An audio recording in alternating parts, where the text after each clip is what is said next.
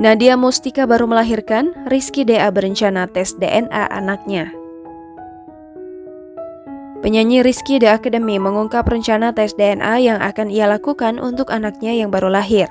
Diketahui istrinya Nadia Mustika baru saja melahirkan seorang putra yang diberi nama Baihaqi Syakir Ramadan pada Selasa 13 April 2021.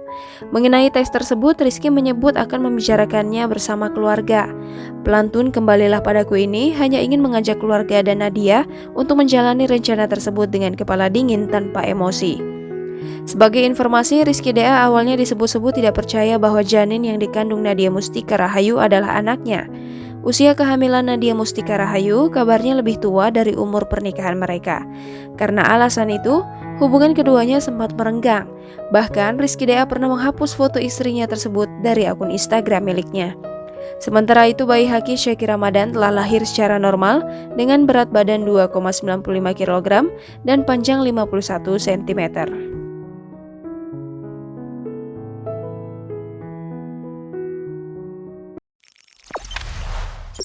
Jangan lupa subscribe, share, komen, dan like ya!